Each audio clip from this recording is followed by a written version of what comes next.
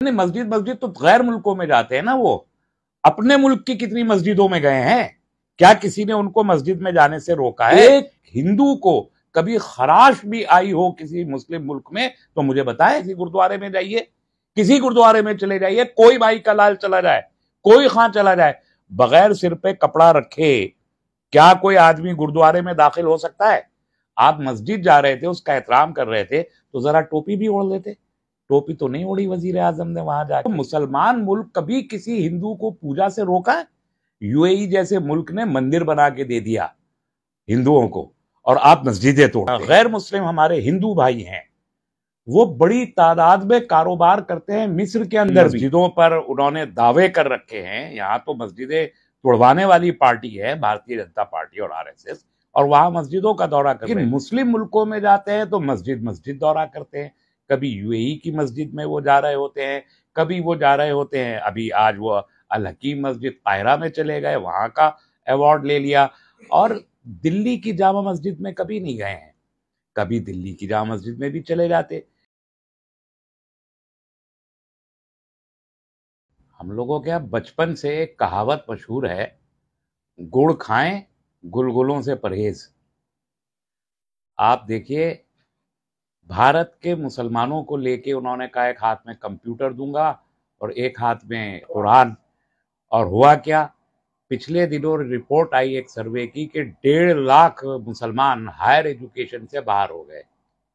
एक मरतबा तकरीबन 45 मुसलमानों ने आईएएस का एग्जाम क्रैक किया, तो ये इल्जाम लगा कि एजुकेशन जिहाद कर रहे हैं मुसलमान, यूपीएससी जिहाद हो रहा है ना। तो ये तो भारत के अंदर जो कुछ हो रहा है, दुनिया तो अंधी नहीं है, सबको सब दिखाई देता है।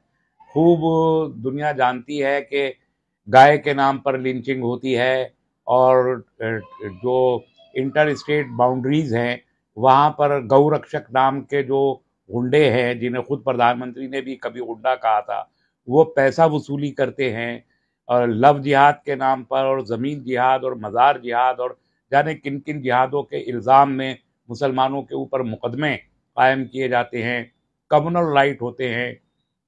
दामों का एक स्कूल जो उस इलाके का सबसे बेहतरीन स्कूल है, जिसमें वहाँ के गैर मुस्लिम हजरात ये कहते हैं कि हमारे बच्चों को सबसे कम कीमत पे आला तरीन तालीम देने वाले लोग हैं, उस स्कूल को डीरिकॉग्नाइज कर देती है मध्य प्रदेश की भारतीय जनता पार्टी की सरकार।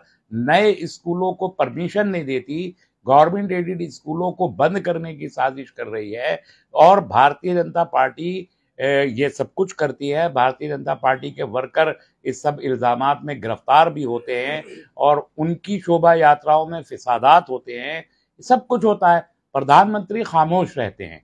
लेकिन मुस्लिम मुल्कों में जाते हैं तो मस्जिद मस्जिद दौरा करते हैं। कभी यूएई की मस्जिद में वो जा रहे होते हैं, कभी वो जा रहे होते हैं, अभी आज वो अल हकीम मस्जिद कायरा में चले गए, वहां का अवार्ड ले लिया।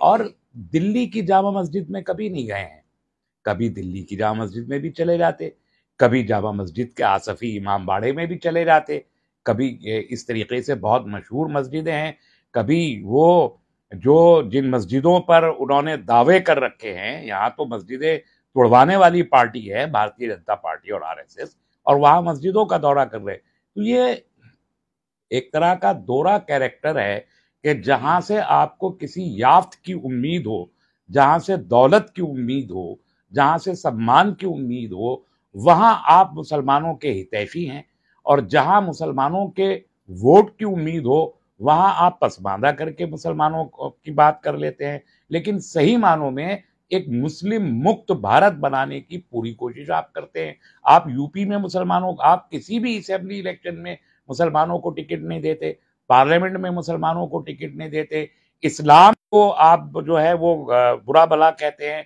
बुरा भला कहते हैं। आप अजान नहीं सुनना चाहते, यहाँ पर आप जुमे की नमाजों पे पाबंदी लगाना चाहते हैं। आपने नमाज पढ़ने को इस मुल्क में जुर्म बना रखा है। आप कुर्बानी करते वक्त आपके यहाँ से सर्कुलर, आपकी सरकार सर्कुलर देती है कि हम कुर्बानी नहीं करने देंगे। आप तरावी की नमाज में कावड़ियों को छोड़ देते हैं और कावड़िए उस पर हंगामा करते हैं। आप मुसलमानों के त्योहारों को बर्बाद करने की कोशिश करते हैं, मुसलमानों की इबादतों को बर्बाद करने की कोशिश करते हैं। आप सुप्रीम कोर्ट में मुकदमा डालते हैं कि 26 आयतों को कुरान से निकाला जाए। आप कुरान पे पाबंदी का मुतालबा करते हैं। आप यूनिफॉर्म सिविल कोड की जब भी बहस करते हैं तो उसमें आप मुसलमानों को टारगेट करते हैं, मुसलमानों के इनहेरिटेंस के सिस्टम को आप टारगेट करते हैं, आप ट्रिपल तलाक को टारगेट करते हैं, आप जायदादों, आप मुतबन्ना को आप टारगेट करते हैं। आप इस्लाम की कौन सी चीजें, आरएसएस के लोग जब कभी जबान खोलते हैं इस्लाम के खिलाफ बोलते हैं, वो कहते हैं कि इस्लाम जब तक मौजूद है और कुरान मौजूद है अमन कायम नहीं हो सकता। तो मिस्र में से आप इस्लाम को निकाल के दिखा दिए। मिस्र में वही इस्लाम है जो इस्लाम भारत में है। दुनिया की सबसे बड़ी इस्लामिक यूनिवर्सिटी अल अजहर, जहां कुरान पढ़ाया जाता है, जहां कुरान पर रिसर्च की जाती है, जहां कुरान पर किताबें लिखी जाती हैं, वो वहीं पर है। लेकिन एक सवाल ये है कि वहीं मोदी जी को सम्मान मिलता है, हालांकि अमेरिका वो जाते हैं तो वहां पर उन्हें सवाल मिलता है। सवाल ये है कि मोदी जी इस सबसे सबक क्यों नहीं सीखते कि मुसलमान कितने टॉलरेंट हैं सारी दुनिया के। आज जो मुसलमान गैर मुस्लिम हमारे हिंदू भाई हैं वो बड़ी तादाद में कारोबार करते हैं मिस्र के अंदर भी, इसलिए उनको सम्मान मिल रहा है वहां पर। और कोई हिंदू को क्या किसी मुस्लिम मुल्क से आज तक भी, जहां पर हिंदू भाई हमारे गए हैं नौकरी करने के लिए, पैसा कमाने के लिए, दौलत हासिल करने के लिए और अपना रोजगार पाने के लिए, जिन्हें भारत में रोजगार नहीं मिलता उन्हें मुस्लिम मुल्कों में रोजगार मिलता है और वो रोजगार का पैसा वहां से कमा के भारत को देते हैं। केरल का हाईएस्ट फॉरेन रेमिटेंस मुसलमान मुल्कों से आता है। केरल में मैक्सिमम जो रेमिटेंस है, फॉरेन रेमिटेंसेस जो इंडिया में आते हैं वो मुस्लिम मुल्कों से आते हैं। तो मुसलमान मुल्क कभी किसी हिंदू को पूजा से रोका है? यूएई जैसे मुल्क ने मंदिर बना के दे दिया हिंदुओं को और आप मस्जिदें तोड़ते हैं। यह फर्क है। इस्लाम को समझना अगर चाहते हैं तो ऐसे समझें कि लाखों 40 लाख से ज्यादा मुसलमान अरब मुल्कों में रहते हैं और मैक्सिमम मुस्लिम इमिग्रेंट्स अरब मुल्कों में रहते हैं। एक हिंदू को कभी खराश भी आई हो किसी मुस्लिम मुल्क में तो मुझे बताए। मैं पाकिस्तान की बात नहीं कर रहा, हालांकि पाकिस्तान में भी ये सब कुछ नहीं होता है, मैं पाकिस्तान की बात नहीं कर रहा, लेकिन मैं खलीजी ममालिक की बात कर रहा हूं, अरब मुल्कों की बात कर रहा हूं, अफ्रीकी मुल्कों की बात कर रहा हूं। मैं उन 57 मुल्कों की बात कर रहा हूं जहां पर इस्लाम राइज है, जहां कुरान के मुताबिक हुकूमतें चलती हैं, जहां शरीयत का निजाम चलता है। उस शरीयत के निजाम वाले मुल्कों में किसी हिंदू को कोई खराश आई हो तो मुझे बताइए। लेकिन रहमानी साहब सवाल एक ये भी है कि प्रधानमंत्री मोदी ने खुद तो कहा नहीं कि भाई मिस्र वाले लोग मुझे एहसास दें, मुझे वहां बुलाएं, मैं मस्जिद जाना चाहता हूं, मैं मस्जिद में घूमना चाहता हूं। ये सब कुछ तो वहीं से हुआ होगा ना।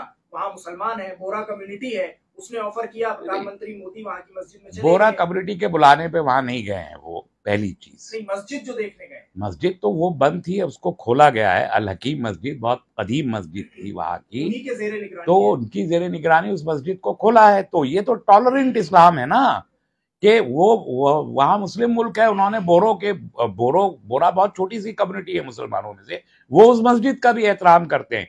यहाँ तो खुद हिंदुओं के को जो है दलितों को घुसने नहीं देते, मंदिरों के अंदर नहीं घुसने देते। बहुत सारे मंदिर है जहां पर हिंदुओं को दाखिले की इजाजत नहीं है, दलित हिंदुओं को नहीं है, लेकिन एक छोटी सी minority Muslim within Muslim minority वो उन मस्जिदों का भी एहतराम करते हैं और उनको खोलते हैं। ये सबक सीखना चाहिए। मैं ये चाहता हूं, मोदी जी गए हैं, हमारे प्रधानमंत्री हैं, सम्मानित होते हैं, मिस्र में भी सम्मानित हुए हैं। दरियाए नील का जो सबसे बड़ा वहां का नील अवार्ड है वो भी आज उनको वहां पर मिला है। उनको सऊदी अरब का भी किंग फैसल अवार्ड सबसे बड़ा अवार्ड मिला है, उन्हें यूएई में भी अवार्ड मिला है, मंदिर की जगह भी उनको दी गई है। इससे ज्यादा टॉलरेंट इस्लाम क्या होगा, कहां होगा? कौन सा क्रिश्चियन अवार्ड उनको आज तक दुनिया में सबसे बड़ा दिया है? कौन से पोप ने बुला के उनको आज तक अवार्ड दिया है? कौन से यहूदियों का सबसे बड़ा अवार्ड उनको मिला है? ये कौन सा बुद्धिस्ट अवार्ड उनको सबसे बड़ा आज तक मिला है? जरा मुझे बताएं। लेकिन इस्लामी मुल्कों ने अपने मुल्क के सबसे बड़े अवार्ड उनको दिए हैं, खुशामद के लिए नहीं दिए हैं, लालच में नहीं दिए हैं। अल सीसी साहब को उन्होंने यहां बुलाया था, इस बार रिपब्लिक परेड में वो मेहमान खुसूसी थे। क्यों बुलाया था? इसलिए बुलाया था कि इंडिया अपने इन्वेस्टमेंट वहां करना चाहता है और वहां के इन्वेस्टमेंट यहां लेना चाहता है। ये तिजारती ताल्लुक है, ये दौलत का ताल्लुक है, ये दिल का ताल्लुक नहीं है। ये बात समझिए। हम तो दिलों का ताल्लुक चाहते हैं। जैसे मैंने कहा कि लाखों लाख गैर मुस्लिम बरादरान हमारे अमन के साथ और हिफाजत के साथ गैर मुस्लिम मुल्कों में रहते हुए, शरिया कानून के तहत रहते हुए, कुरानी कानून के तहत रहते हुए, सीरत नबी सल्लल्लाहु अलैहि वसल्लम के उसूलों के तहत रहते हुए अमन के साथ जीते हुए दौलत कमाते हैं। वो भी तिजारत का वो सबक सीखना चाहिए मोदी जी को मुस्लिम मुल्कों में जाके, और चाहिए कि यहाँ आके मुसलमानों की सिक्योरिटी को इंश्योर करें, वो मुसलमानों को इज्जत देना सीखें, इस्लाम को इज्जत देना सीखें। ये तो सीख उनको वहां से कम से कम लेनी चाहिए। तब अफसोस की बात यह है कि मोदी जी ने ये कुछ सब कुछ ना तो सऊदी अरब में सीखा और ना यूएई में सीखा, और अब मिस्र गए हैं, पता नहीं वहां भी सीख के आएंगे या नहीं आएंगे, अल्लाह बेहतर। सवाल तो उनसे अमेरिका में पूछा गया और वो मस्जिद जा रहे हैं, तो मस्जिद जाने का क्या मतलब है? नहीं, मस्जिद तो गैर मुल्कों में जाते हैं ना, वो अपने मुल्क की कितनी मस्जिदों में गए हैं? क्या किसी ने उनको मस्जिद में जाने से रोका है? इस मुल्क में लाखों मस्जिदें हैं और उन लाखों मस्जिदों में लाखों गैर मुस्लिम रोजाना जाते हैं आज भी। आप दिल्ली की जामा मस्जिद चले जाइए, हजारों लोग आपको गैर मुस्लिम दिखाई दे जाएंगे। किसी ने कभी आज तक किसी मस्जिद में भारत के अंदर किसी गैर मुस्लिम को जाते हुए रोका है? किसी के साथ कोई बदतमीजी हुई है? किसी के साथ कोई अप्रिय घटना घटी है? लाखों गैर मुस्लिम जाते हैं आज भी भारत की मस्जिदों में। प्रधानमंत्री जी क्यों नहीं जाते? बोरो के यहाँ उनके जमात खाने में गए हैं वो, ठीक है। बोरा एक छोटी सी भारत की बहुत चंद लाख लोगों पर मुश्तमिल एक कम्युनिटी है, गए, बहुत अच्छी बात है, जाना चाहिए। लेकिन और भी मस्जिदें हैं, शियों की मस्जिदों में भी जाना चाहिए, दारुल उलूम देवबंद भी जाना चाहिए, मज़ाहिरुल उलूम भी जाना चाहिए।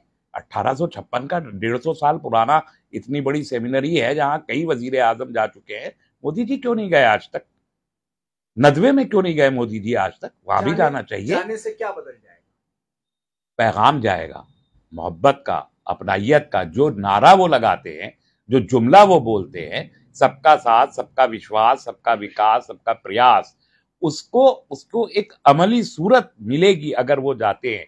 और उनके वो लोग जो बदमाशी करते हैं मुसलमानों के साथ, जो कत्ल करते हैं, जो गाली देते हैं, जो हेट स्पीचेस करते हैं, जो धर्म संसद मुनक्किद करते हैं, जो तलवारें बांटते हैं, जो त्रिशूल बांटते हैं, जो कुरान की बेहुरमती करते हैं, कुछ लोग जिन्होंने कुरान को आज से 20 साल पहले यहां जलाया था, उन लोगों को एक सबक मिलेगा। उनको सजाएं दे, तब मालूम होगा। हम कोई फर्क नहीं पड़ता बीजेपी से और कांग्रेस से और इससे उससे। हमको अगर बीजेपी से कोई प्रॉब्लम है तो सिर्फ इतनी है कि बीजेपी एक एंटी मुस्लिम ही नहीं, एंटी इस्लाम एक कुव्वत बन के इस मुल्क में बड़ी है, खड़ी हुई है।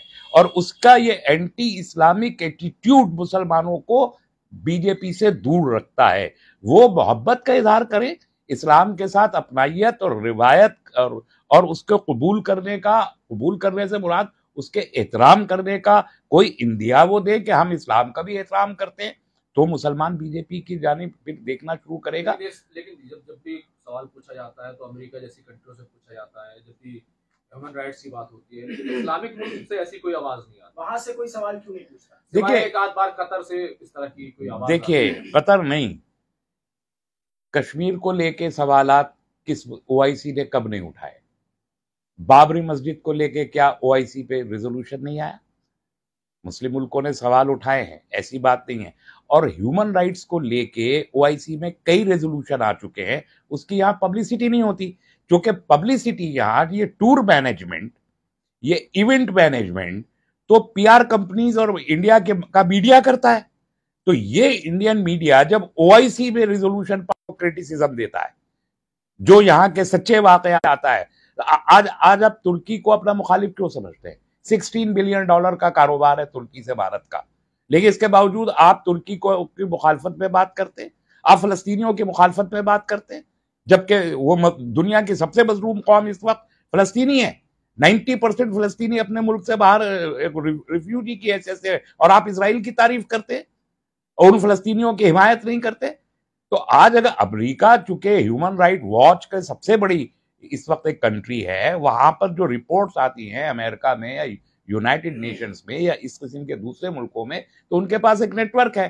तो रिलीजियस फ्रीडम में इंडिया का कितने नीचे गिर गया, लेबर लॉज में इंडिया कितने नीचे गिर गया, प्रेस फ्रीडम के नाम पर इंडिया कितना नीचे गिर गया, वुमेन राइट्स के नाम पर इंडिया का ग्राफ कितने नीचे गिर गया। ये रिपोर्ट्स कहां से आती हैं? ये रिपोर्ट्स आती हैं सारी की सारी अमेरिका से आती हैं, यूरोप से आती हैं, उनके जो वॉच ग्रुप्स हैं, थिंक टैंक्स हैं, उन्हीं के यहां से आती है और उनको सारी दुनिया एक्सेप्ट करती है। तो सवाल भी वहीं उठेगा। और ये एक बड़ी दिलचस्प बात है जिसे याद रखना चाहिए।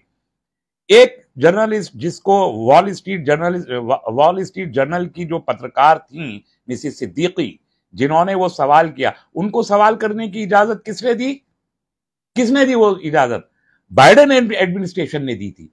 वो सबको मालूम था कि क्या सवाल करेंगी, अच्छे से मालूम था, रिपोर्ट्स आ चुकी थी, बाहर प्रोटेस्ट हो रहे थे, मेंबरान पार्लियामेंट प्रोटेस्ट कर रहे थे वहां के अमेरिका के कि इनसे ये सवाल पूछा जाना चाहिए। जो बाइडेन से डिमांड की गई कि इनसे रिलीजियस फ्रीडम को लेकर सवाल पूछा जाना चाहिए और वो उस पर खामोश है। लेकिन स्ट्रेटेजिकली इसी बाइडेन एडमिनिस्ट्रेशन ने, यही व्हाइट हाउस के प्रेस डिपार्टमेंट ने एक ऐसी जर्नलिस्ट को मौका दिया जो ये सवाल कर सके। इसका क्या मतलब है?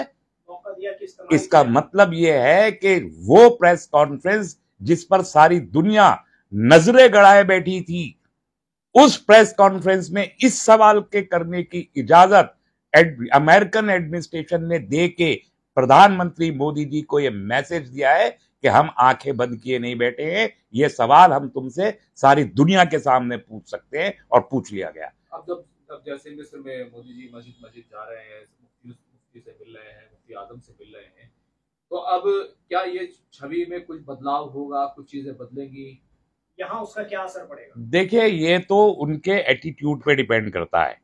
वजीर आजम का वापसी के बाद क्या एटीट्यूड होता है ये उस पर डिपेंड करेगा। यूएई में गए थे, वहां से सम्मान लिया था, मंदिर की जमीन लेकर आए थे, मंदिर का इनॉग्रेशन किया था, यहां आने के बाद क्या फर्क पड़ा?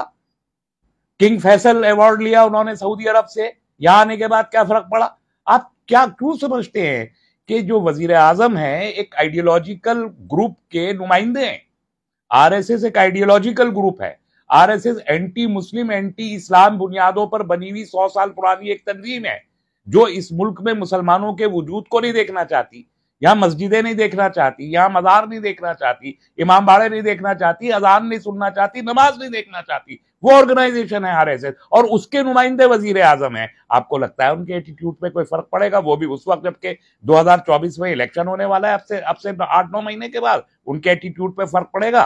नहीं पड़ेगा। आखिरी सवाल कि ये जो मिस्र का दौरा है वजीर आजम का और बहुत सारे उन्होंने मुआहदे भी किए, वहां पर क्या निकल कर आएगा उससे? क्या कितना पॉजिटिव होगा भारत के लिए, हिंदुस्तानी मुसलमानों के लिए, हमारे इस पूरे खित्ते के लिए? देखिए, उनकी आईटी इंडस्ट्री का को लेके उनको भी जरूरत है, मिस्र को भी। ये दो मुल्कों के बीच का मामला है, इसका मजहब से कोई भी ताल्लुक नहीं है। ये एक सिंबॉलिज्म है कि वो एक वहां की मस्जिद में जा रहे हो, तो प्रोटोकॉल वहां की सरकार तय करती है कि आपको कहाँ कहाँ जाना है, उसके तहत वो वहां भी जा रहे हैं, वो मना नहीं कर सकते। वहां जरा टोपी भी ओढ़ लेते जब मस्जिद जा रहे हैं, तो मस्जिद जा रहे हैं तो प्रधानमंत्री जी को टोपी भी ओढ़ लेनी चाहिए थी ना मस्जिद के सम्मान में। अक्सर लोग जो है मस्जिद में तो जाते हैं तो सिर पे रुमाल ढक के जाते हैं। आप किसी गुरुद्वारे में जाइए, किसी गुरुद्वारे में चले जाइए, कोई भाई का लाल चला जाए, कोई खां चला जाए, बगैर सिर पे कपड़ा रखे क्या कोई आदमी गुरुद्वारे में दाखिल हो सकता है? आप मस्जिद जा रहे थे, उसका एहतराम कर रहे थे, तो जरा टोपी भी ओढ़ लेते। टोपी तो नहीं ओढ़ी वजीर आजम ने वहां जाके, और किसी ने उनको इंसिस्ट भी नहीं किया कि आप टोपी ओढ़िए। उनको एक बार मना कर दिया था, तो उनको चाहिए था ना। अब तो वो तो उस वक्त की बात थी, अब तो उनको सम्मान मिल रहा है वहां, उस सम्मान में टोपी ओढ़ लेते वजीर आजम। टोपी ओढ़ने से मुसलमान तो नहीं बन जाते, है ना। ये इन्हीं की इनकी बहुत ही करीबी मंत्री हैं जिनको वजीर आजम अपने बहुत अजीज रखते हैं, स्मृति ईरानी जी। उन्होंने प्रियंका गांधी पे इल्जाम ये लगाया कि साहब नमाज पढ़ रही थी, ये तो जैसे नमाज पढ़ना इस मुल्क में कोई जुर्म हो। और वजीर आजम ने उनको कहा नहीं, क्या क्या आप खुराफात कह रही हैं, गलत बात मत कहिए, झूठी बात मत कहिए। नहीं कहा। वजीर आजम भी टोपी नहीं ओढ़ रहे। तो वजीर आजम का एटीट्यूड साफ है कि वो आरएसएस जो एंटी इस्लामिक ऑर्गेनाइजेशन है और इस्लाम का बीज मिटा देना चाहती है, उसके नुमाइंदे हैं वजीर आजम। दो मुल्कों के दरमियान तिजारती ताल्लुकात कायम करने के लिए गए हैं। विन विन सिचुएशन है। चल बिना जरूरत के कुछ चलता नहीं, बेताल्लुक के चलते नहीं है सिलसिले। दुनिया तमाम एक जरूरत का नाम है।